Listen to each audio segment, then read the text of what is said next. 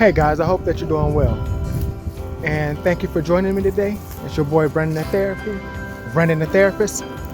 And in this video, I just want to acknowledge a few things. And it begins around infertility. This path was horrendous. And we could go on about the negatives all day long. But today I want to drop some jewels on the wisdom that I learned during this journey. And it took a while to really appreciate some of these nuggets. But since I learned them, I want to share them with you. And that way we can start to help build ourselves back up. Because yes, I did feel like less than a man. There are women who feel like less than women. But we're bigger than that. And we're better than that. So guys, the first thing I learned is to pick myself up. I understand that this journey comes with its own path. And like I said, we're all faced with the fact that we feel less than. But when you realize that your genitalia or your reproductive system doesn't define your actual personhood, then you learn to appreciate everything else in life. So no, I can't have children naturally, but that doesn't make me less of a man.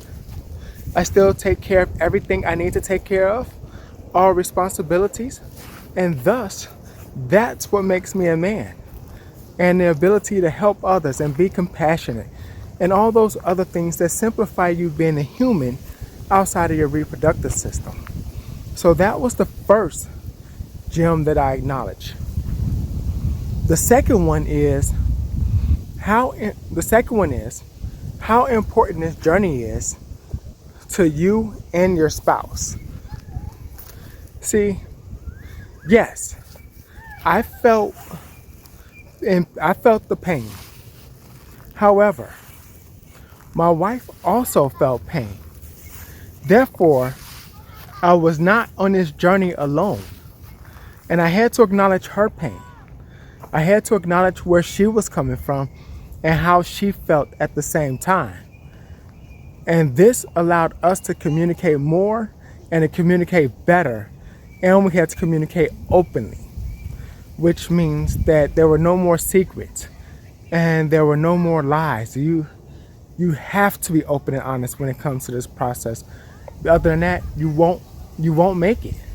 It's just that plain and simple. Another gem I learned is, how do we want to raise this child? Yes, we want this child. We desire to grow our family. But once we have it, what's our goal? How are we going to school him or her? How are we going to raise them? What type of environment we want to raise them in? What do we want them around? What activities we hope they get into? It became about child rearing, which forces you to analyze your own childhood. And because you're forced to analyze your own childhood, you realize what you don't want to repeat and what you want to keep. Like, there were some parts of my childhood that I would love to keep. There are some parts I don't want to see in the light of day, and vice versa. And then come together as a couple. Therefore, you realize how much you both can work together to achieve the same goal, or in this case, be on one accord. It's really important that we take the time to discuss, analyze, and listen to our spouse, to ourselves, and our desires for having children.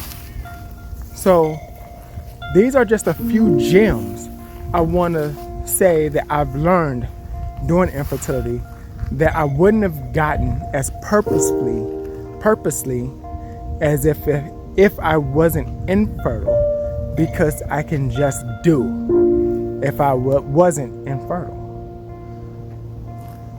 And infertility, again, it's difficult, it's sensitive, but there's always a lesson behind. So if you're lucky enough to have won this lottery. Please let me know what are some of the tips that you've learned through infertility.